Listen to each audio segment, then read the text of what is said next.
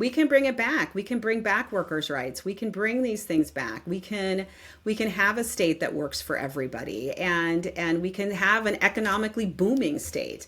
We can have all of those things at the same time.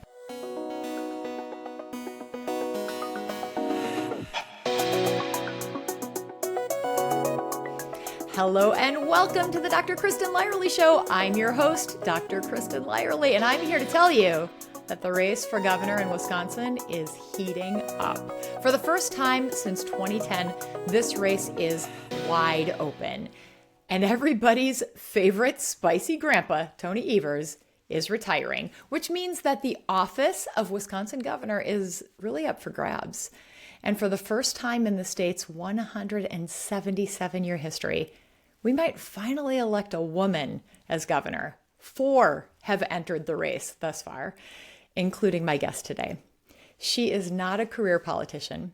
She's actually an emergency department nurse, amazing, who worked with the CDC's Epidemic Intelligence Service, the EIS. She investigated disease outbreaks and she supported the public health safety net with her work. She's also a mom who flipped a hotly contested red assembly seat back in 2020.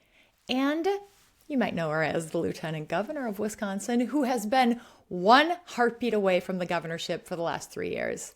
And she's ready to close that gap. Sara Rodriguez is here. Welcome, my friend. Thank you so much for having me. I really appreciate it. I am so excited to be here with you tonight because we go back. We have history. Yep. We do. Yeah. All the way back to 2019, 2020 when we were running together. Yes, we met in Madison when we were handing in our nomination papers to run for assembly. Yep. And all we knew was that you were a nurse and I was a doctor, and we were just mad at the world. Yep. Yeah. It was COVID, and the Assembly and Senate hadn't met for 8 months. All this misinformation, disinformation was coming out of the Assembly and the Senate, and it was so frustrating to me that we couldn't come together in a moment when we needed leadership. And I think that's why you decided to get involved in politics. That's why I decided to get involved in politics, to say, we can do better, right? We can have people who are healthcare providers, clinicians like you and me, to be able to do this. And it was so exciting to be able to meet you, and we've been fast friends ever since. It's been, there aren't that many doctors and nurses and healthcare providers who actually run for office. It's true. Because we're so different. We're trained in evidence and data and proving what we talk about, which takes a long time. People don't have that kind of an attention span. So politics is all about getting your attention and saying the quick and easy thing. And marrying those two things is not all that common, but it's becoming more common because it has to be. It is. I actually was just on a different training where it was all sorts of different physicians. They were all physicians except me, physicians and myself as a nurse, who are now running for office. And more clinicians are standing up to do this. And I would say that one thing that clinicians do have is that we are able to explain really complicated things in a simple way. And we do that for our patients all the time. We make sure that we meet people where they're at and see kind of what they want to do. We provide them with choices. Hey, this is a treatment option. This is a treatment option. Here's your pros and cons. And then we listen and we say, okay, what are your worries? What are your concerns? And so I do think that that's a positive skill set to have in somebody who's going into politics. Oh, totally. I feel like when I was campaigning, talking with future potential constituents was like talking to a patient in an exam room. Like, I want to hear what you have to say, and I want to be able to respond to what your concerns are. And I think that's what people think politicians and leaders do. It isn't necessarily what we're seeing in the real world, but I think it's what you're trying to do. It is what I'm trying to do. And when I was in the assembly, I flipped that district. It was a purple, probably a little light red district when I flipped it. And one of the things that I honestly loved doing was calling back constituents who didn't agree with me. So they would call, they'd leave a message, or they'd send me an email saying, I don't want you to vote on this, or I'm very disappointed in your vote on that. And I would personally call them back because I wanted to make sure that people knew that I was going to be a representative for everyone. And so I would call and I would say, hey, you called me about this. Tell me what your concerns are. And I would listen. And then I would try to repeat it back to them. So we learned this, right, as clinicians, with here's what I heard you say. And then I would repeat it back to them. And then I would say, well, are you okay if I tell you where I'm coming from and why I made the decision that I made? And 90% of the time they said, okay. 10% they were like, nope, that's good enough. I'm glad you listened to me. We're done. But at least at the end of that conversation, we understood where each other was coming from. And that was always my goal. And that's certainly my goal as governor now, is to be a governor for the entire state. In fact, I'm going on a 72 county listening tour, going to every single county in the state to go there and listen to see what people's concerns are, because I just strongly believe you can't lead if you don't listen. And I want to be a governor for the entire state. And I want to make that clear right from the very beginning. I definitely want to talk more about your tour and especially about healthcare. But Yeah. first, I want to talk a little bit about way back in your life when you were working night shifts in the emergency department in Baltimore, and you spent time with the CDC investigating disease outbreaks. Yep. How did these really seminal experiences shape the way that you think about healthcare policy today? So because I was able to do those things, because I worked bedside as a nurse within an emergency department, and this was a difficult time in Baltimore's history. There was an enormous heroin epidemic at the time, because this was quite a while ago. And it was pre-Affordable Care Act, where people didn't have access to coverage, didn't have access to insurance. So they came into my ER so sick, when they could have actually gotten the primary care that they needed, and they would never have needed to come into my ER. And what scares me now is Republicans are wanting to bring us back to that time. But when I think about health policy, because I've had these experiences, because I've done outbreak investigations nationally, internationally, I've sat by people's bedsides, I see people. I don't see policy. I don't see rhetoric. I see, the grandmother who can't afford her medications. I see the individual who's on a high deductible plan who might be a diabetic and now can't afford their insulin. I mean, these are real people and this is going to be a big concern of us moving forward, particularly with what the federal government is doing with Medicaid, what they're doing with the cuts across the board. I'm very concerned about that. And it's one of the reasons why I'm running for governor, because I want to make sure that there's at least a little bit of a safety net in the state of Wisconsin. And if we have a Republican governor, that's simply not going to happen. Right. I really want to emphasize, you mentioned this, when you were working as a nurse in the emergency department, you saw people who couldn't afford care, so they ended up in the emergency department. This is what we're looking at right now with the cuts to Medicaid, with the increases in premiums and the cuts to the ACA. Tell the people of Wisconsin what you anticipate is going to happen to all of us with the fallout from this lack of investment in our healthcare. So it's very frustrating to me, because we had made such strides with the Affordable Care Act and getting people covered. We still had work to do. It's certainly not perfect. And I access healthcare myself, and I know it's not perfect. It's very frustrating. But we had made strides forward. And now what they're looking at with that big, ugly bill that they passed and the federal government, we're looking to go backwards. And what that means is when people who are getting their insurance on the exchange, and we're talking about individuals who are small business owners, individuals who work for a small business and that doesn't, you are on the exchange. We're looking at premiums doubling for people because they are getting rid of the subsidies on the exchange and the Affordable Care Act. That's really scary. So like a 60-year-old couple, who's just getting by is suddenly going to have an additional $1,500 to $2,000 that they're going to have to pay in their premiums. So here's what's going to happen. People are not, I just talked to somebody today, literally today on the phone, who is not going to get on the exchange this next year because it is too expensive. Yes. So that's going to raise costs for all of us. Even if you're on commercial insurance, even if you're on Medicare, it's going to raise costs for all of us because more of that care will be uncompensated. And that's what worries me. The other point I want to make on this is with these Medicaid cuts, it is going to hit rural Wisconsin way more than it is going to hit suburban Wisconsin or urban Wisconsin. Our rural hospital systems are already hurting. And to have these cuts in Medicaid, that's just going to be disastrous. Yeah, I couldn't agree more as someone who works in rural hospitals and takes care of those people. Yeah, I do want to pivot to the CDC because you have worked for the CDC. And when I, as a physician, look at what's happening there under the leadership of RFK Jr., the dismantling of our public health infrastructure, all of the misinformation, all of the people who are fired, the leaders, the people who know what they're doing, I am profoundly concerned. What does this mean to you as somebody who has been there and who really understands what this means? Yeah, I worked for the CDC. I know many of these leaders. These are experts in their field, and they often get a lower salary working for the CDC. These are physicians, PhDs, a lower salary working for the CDC or the Department of Health and Human Services because they want to serve.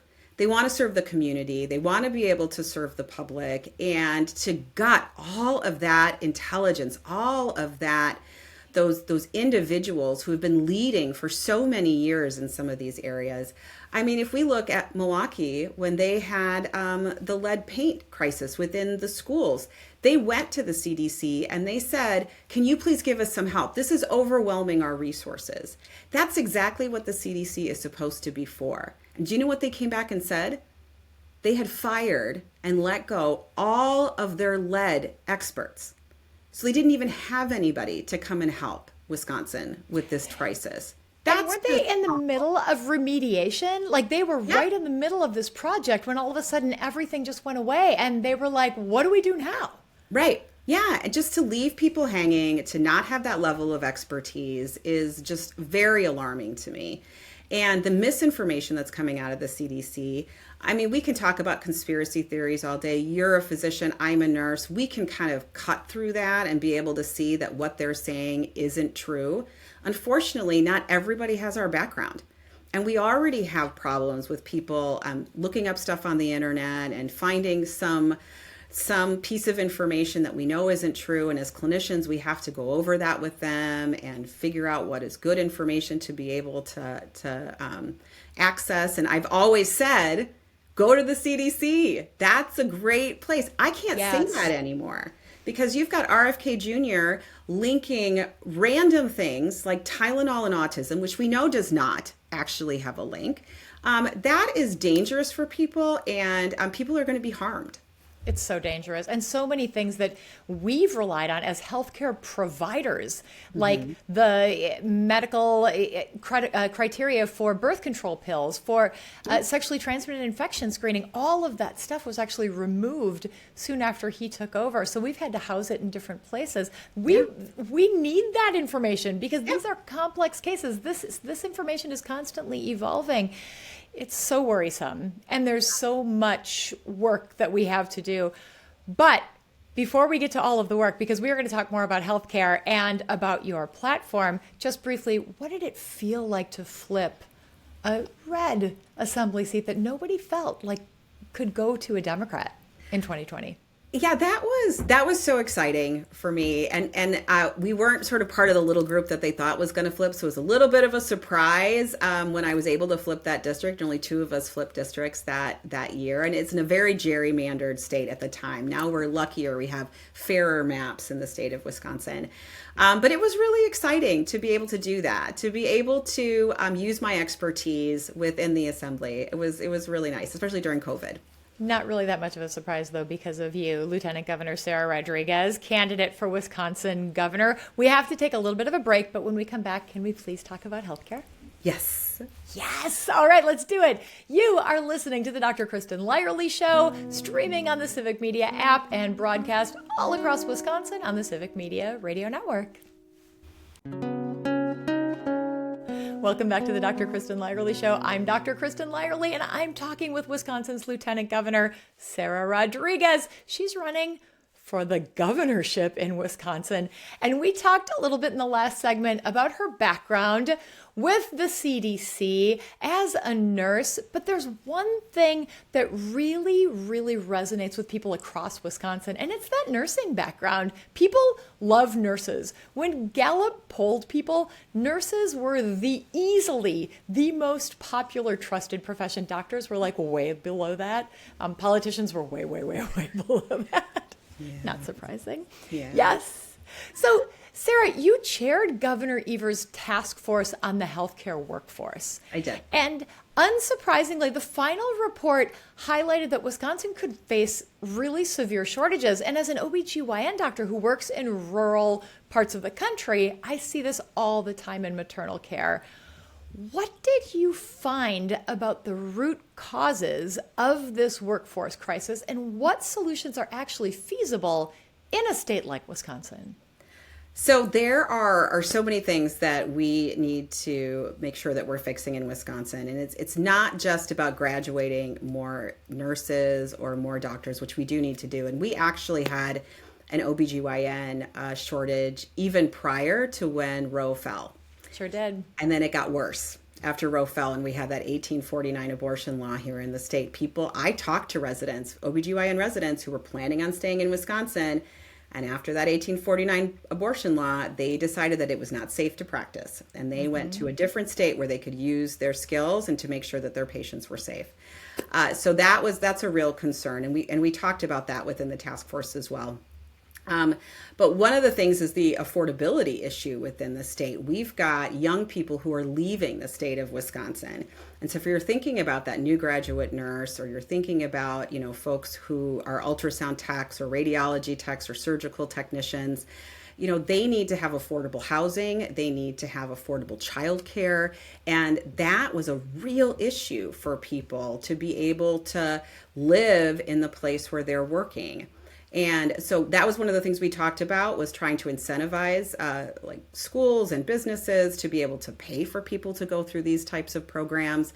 But then how do we really look holistically at the entire state to say, but if you want them to be there, they got to be able to afford the rent and they got to be able to put their children somewhere for childcare. And so those are some of those core issues that we talked about.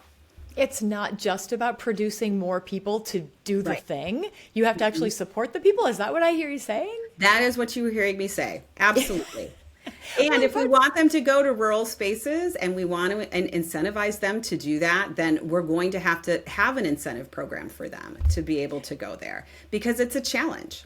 That's exactly what I was going to mention. Up in Oconto County, just north of where I am, I think 70% of people who are seeking childcare, check my numbers, but it can't find it because it's just not there. They can't afford it. The childcare centers can't afford to function. This is a crisis. And if we want young families to be able to stay in Wisconsin and work in Wisconsin, we need to be able to provide this for them. Yeah. And I think of it as infrastructure. I think of it like roads, buildings. Yes. There's infrastructure. And we need to have a plan to make sure that we can help families out for that, or they're not going to be able to work. And right now, the average cost of childcare for one child is $13,000 a year. Wow. And it's not like childcare providers are these wealthy people, right? They are barely scraping by themselves, making $12 to $15 an hour. I mean, that's not enough to be able to raise a family on. So the system is broken. And when a system is broken like that, but it is necessary for infrastructure and for the economy of Wisconsin, that's when I believe that the state government should come in to try to provide a solution. Mm-hmm. That's the purpose of government, isn't it? To serve the people? Yeah.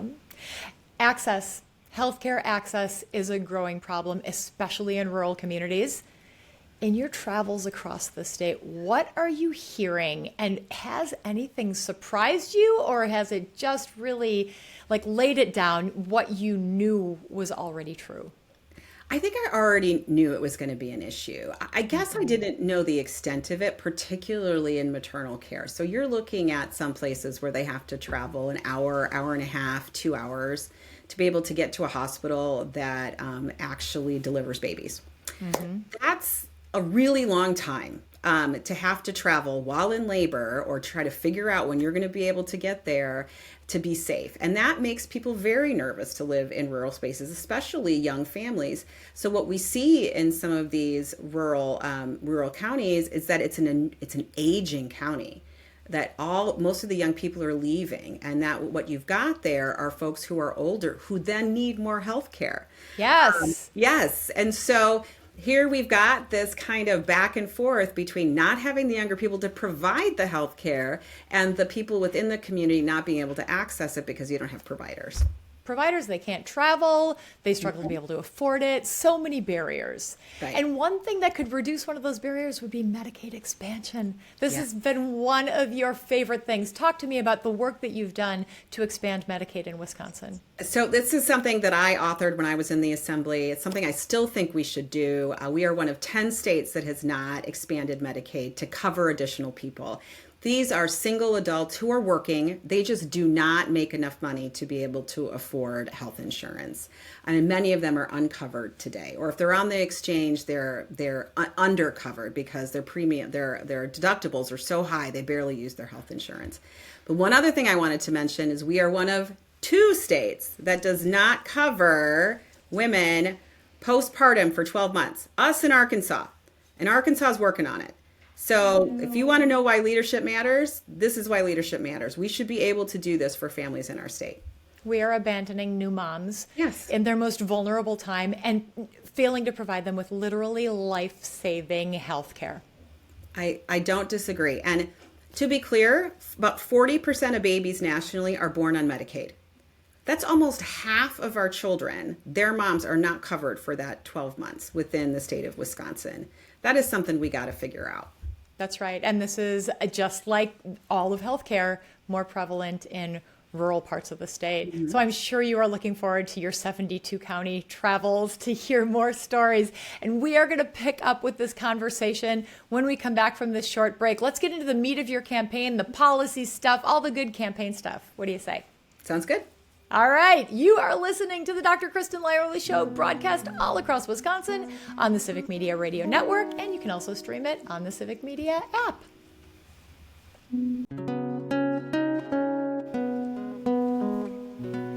Welcome back to the Dr. Kristen Lyerly Show. I'm Dr. Kristen Lyerly, and I'm talking with Wisconsin's Lieutenant Governor Sara Rodriguez. She's running to be the governor of Wisconsin. And in our last segment, we talked a lot about healthcare, which we could talk about pretty much infinitely and every week and constantly because she's a nurse and I'm a doctor, and that's how we roll. So if you missed any of our conversation, you can always find it on Spotify, Apple, wherever you get your podcasts, and you can check out the video version on YouTube at Dr. Kristen Lyerly. So Sara, let's set aside healthcare for a moment. Yes. Let's talk about your spicy campaign launch because first of all, it was your 50th birthday, and there's something about your 50th birthday that like adds jet fuel to your life. Yes, what a way to kick open the door to your 50s. Just announce for governor. That's what I was going to do. Announce for governor and call the president of the United States a maniac in your launch video. That's gutsy. Yeah. What gave you the oomph to do that?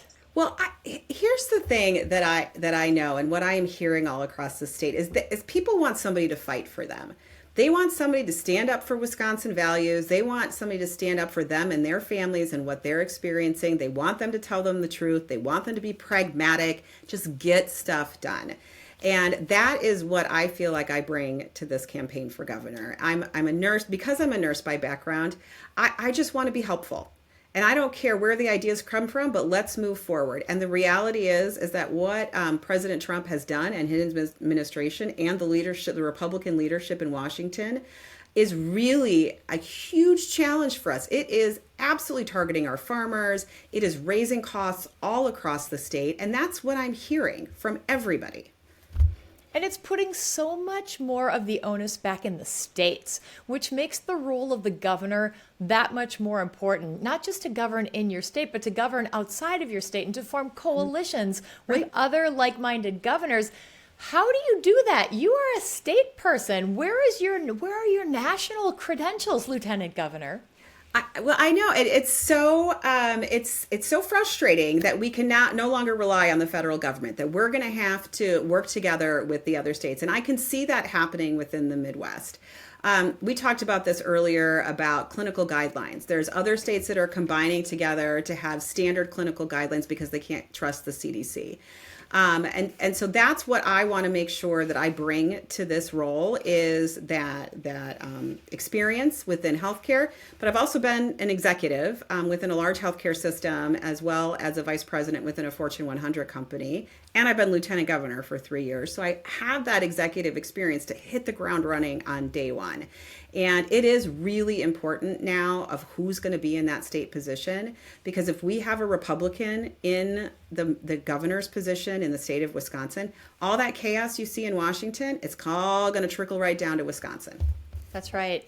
And we have a really diverse group of people who are running on the Democratic side to be governor. Yeah. We could very well have a female governor. You could be the first female governor in Wisconsin. Why has it taken so damn long for this to happen?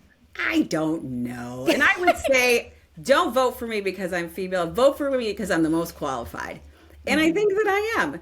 I mean, here I am. I have this clinical background. I've worked in private industry. I've had elected office. I speak Spanish. I can outreach to constituencies that we may not have outreached to before. And here's what I want to focus on as governor. And because it is so important, because I've visited all 72 counties every year that I've been lieutenant governor. And what I'm hearing from people is that they are doing everything right. They have a job, sometimes 2 jobs, and they are just feeling the squeeze. They cannot make ends meet. We talked about accessible, affordable health care. Well, let's talk about housing. Right now, the average age for somebody to buy a house for the first time is 40 years old. Oh, wow. 40 years old. That is insane to me that that's what's happening. And when I look across the state, we have just a lack of affordable housing. So one of the areas that I want to make sure that I'm working on is aligning our policy, our administrative rules of how you build housing, and our funding to make sure all 3 of those things align. And to prioritize home ownership. Because sometimes when we talk about affordable housing, in people's heads, it's putting up apartment buildings. Okay, we could also put up condos and people could actually get some equity out of that. And what we don't have in the state of Wisconsin are starter homes. We simply don't have them anymore. If you're looking at the average amount that people make, $45,000 to $50,000 a year, that what they can afford is around $100,000 to $150,000 home. That simply doesn't exist in the marketplace today. So that's something that we can come in the state to try to support. Let's talk about childcare. Goodness, $13,000 a year for childcare for one child, if you can find it. If you can find it, because so many times people are on wait lists and they're unable to even get off of a wait list. I've talked to parents who have gone back to work part-time, even though they wanted to go full-time, because they're trying to juggle a child. I talked to a healthcare system that couldn't recruit a physician to their facility because she tried to look for childcare and put herself on over 10 wait lists. And the other ones, she couldn't even put herself on the wait list because they weren't taking any more people. Wow. So she decided, like, this is not the place for me, right? So we need to treat that as infrastructure. There's a couple of states that are doing that, New Mexico and Vermont. New Mexico is fully funding it for everybody. Vermont is working with employers to make sure that we can have funding and subsidizing it up to very high levels, up to upper middle class. If you think about our public school system, we continually vote to raise our own property taxes to fund our school system. That formula is broken. And this is not to build a new building. This is not to have a new science lab. This is just to pay for teachers. And so we have got to make sure we are fully funding our public schools in the state of Wisconsin. Wisconsinites want us to do it, and we should respond to that. And last, but absolutely not least, we have got to restore union bargaining rights in the state. And I will tell you that that will lift wages for all. Individuals should have a say in their pay, their benefits, the safety on the work site. People should be able to negotiate with their employer. And that's what I want to make sure as a priority for me as governor, that we reverse Act 10, which took away union bargaining rights, and make sure that that gets right into the hands of the people. I hear you saying all these policy points, and I just have to mention that my son Abe is our producer. He's not on camera, but Abe was with me at the Capitol when the Act 10 protests were happening. And Abe is now a middle school music teacher. And I know for you, these are policy points. This is infrastructure. This is important, but it's also personal because you're a mom and you have kids like I do, and they have to live in the world. And if they can't afford it, that is our failure to provide that for them. I do. My son is now, he'll be 19 on Thursday. Hey, happy birthday! Nicholas. But I want him to raise a family here, stay here, build a life in Wisconsin. And he's not going to be able to do that if he can't afford it. And right now, I mean, rents in Wisconsin are higher than Texas, right? They're higher than Austin, Texas. It is unsustainable for us to continue to do this. We need more supply of housing, and we need to make sure that we are prioritizing home ownership. And that is something that I want to make sure that I do as a big priority for my administration, is to look at those things and truly make a real difference in people's lives. And one way we can do that is by protecting reproductive rights. And I can't not bring that up because, OBGYN, you're a nurse. So when you talked at the Democratic National Convention last year, you talked about abortion rights. Mm-hmm. You know that the 1849 law is still on the books here in the state. Even though we've pushed back on it, the Supreme Court has ruled it's still on the books. There are a number of different laws that are preventing people from getting fundamental health care. Correct. What is your plan for protecting reproductive health care in Wisconsin? This is going to be a big deal in the midterms and in our lives. It absolutely is. And what I've always said is we should be enshrining Roe within the state of Wisconsin. That is something that we should do here, because people should be able to make the decision between themselves, their family, their faith leader, if they so choose, and their clinician. These are the only people who should be involved in that decision-making process. Politicians should have no part in the exam room. And so that's what I want to make sure I do as governor. And to be clear, Tom Tiffany, who is likely the Republican nominee, is extraordinarily extreme on abortion.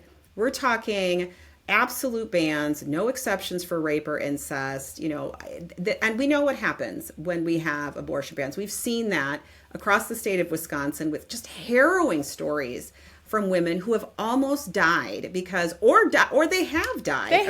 They have died across the country because they were unable to access care. And that is just something that I can't stand for. So what will happen? Because we have new maps now in the legislature. We do. So there is a real possibility that we could have a Democratic trifecta come next January 27. What will be, those first 100 days are pivotal. Yeah. What will be your priorities during those first 100 days? Yeah, I love this. But I also want to tell your listeners how close we are. So we just have to flip 2 seats in the Senate. That's it. And I think it's going to happen. I'll bet you $1 on it. That's the only amount I bet. Just $1? Just $1. It's the only amount I bet. But the assembly is a little harder, but it's doable. We got to keep the seats we have, flip 5 more. 4 of them were within a percentage point when Trump was on the ballot.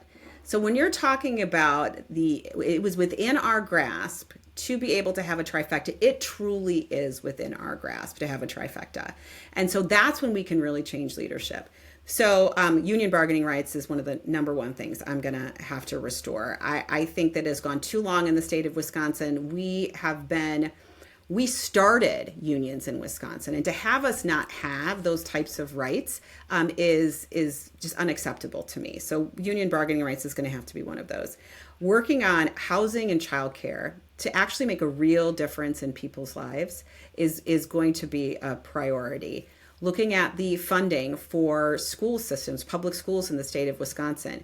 I hear from people that their property taxes are so high, and it's because the state government is not providing the services that it should be providing and what Wisconsinites want us to provide.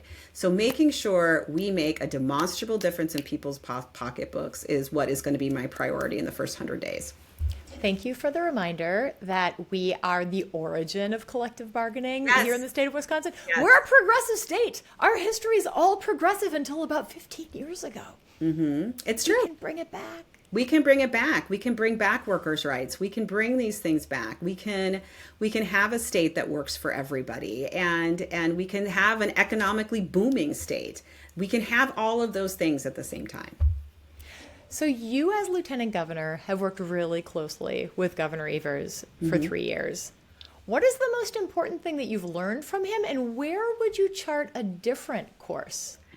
That's a great question. He has done such an amazing job in the face of a legislature that has been hostile. And so I have learned how he's navigated that and how he's been able to work around a hostile legislator to get some of his priorities done. And I will absolutely channel some of that within when I'm governor. But I think we will govern a little differently because we have different experiences. I'm also willing to use the bully pulpit of that governor, of the governor's office, to say, okay, here's what we're planning on doing. Here's where it's stopping. So Representative Smith in this district is not voting to fully fund your public school. So when you go back, you're going to have to make sure you make a good choice next time in who's going to represent you. Will you bust out a swear every once in a while like he does? Very rarely, because I channel my mother. My 80-year-old mother lives with me, and she thought bored was a swear in my house. You couldn't say you were bored like that literally. Like she said stuff like Jiminy Crickets and. But she also taught you about 6'7", so she's yeah, I on know. it. Hey friends, I'm talking with Lieutenant Governor Sara Rodriguez. She's running for Wisconsin governor. We have to take a little break, but when we come back, we're going to wrap it up with some fun, so stay tuned. This is the Dr. Kristen Lyerly Show. Welcome back to the Dr. Kristen Lyerly Show. I'm Dr. Kristen Lyerly here with Wisconsin's Lieutenant Governor Sara Rodriguez. She's running to be the governor. And we've talked about her backstory, healthcare, her platform. So let's just have some fun. But before we get to it, I want advice from you, Sara. Oh, goodness. Because we are both healthcare providers. Mm-hmm. We both, when we got into this, were frustrated with what was happening in the political world, so we decided to take the plunge. What would you say to a fellow healthcare provider, a nurse, a public health official, a physician, somebody who's listening right now and they're thinking, maybe I should, I don't know? Do it. Honestly, we need different voices around the table, and particularly healthcare voices. Because we know it from the inside, we know how complicated it is, and we know how broken it is. And so being able to provide that perspective, I did it in the assembly, I did it as lieutenant governor, to be able to have those conversations with healthcare providers and others who are trying to access healthcare and they can't. And you could run at any level. You could run on your local school board. There was a physician that ran on one of the local school boards during COVID. And he was such a respected physician that they didn't have the type of issues that other school boards did around masking, around mitigation on COVID, because he was able to lend a voice that had power and support within the community. So they didn't have some of those partisan fights at the end of the day. So think about being able to lend your expertise on so many different levels. So many different ways to lend your expertise. So much misinformation to debunk, so much trust to build. I'm sure that as you are looking at your future as Wisconsin governor, you're thinking about the past and the legacy that you're building on. If you could have lunch with any prior governor of Wisconsin, who would it be and what would you talk about? Fighting La Follette. We're going to go Bob. with Fighting Bob La Follette. Yes, I think that would be fun because he was just such a champion for Wisconsin, and I think that would be something that I would love to hear from him, to see kind of what it was like and to be able to champion those values. I also would love to have lunch with Fighting Bob La Follette, although I feel like he would probably spend most of the lunchtime going over his speeches, and it wouldn't be as entertaining as I would think it would be. He was a great orator. Right. Yeah. Okay, here's the big question. Are you ready? Here's the wind-up. You have to convince somebody to move to Wisconsin, your home state, where you were born and raised, but you only have 3 things: a place, a food, and an activity. What do you choose? Okay. Place, A a food, place, and an a activity. food, and an activity. Okay. Uh-huh. I think honestly, Milwaukee is a hidden jewel. It has so many different things that you can do. It's fantastic. A food has to be cheese curds because they're amazing, and you got to dip them in something like ranch. They're really, really good. And then an activity. We have the Ice Age Trail in Wisconsin, and I love to go hiking and backpacking, and it is beautiful to be able to do all of this outdoor stuff in Wisconsin. There is so much to do in Wisconsin. And it starts actually up in Door County. Well, where does it start? In the west or the east? It goes all the way through the state. It's like 1,200 miles. So it goes all the way through. It goes It, both. It goes from west all the way through. So you can hike the entire state.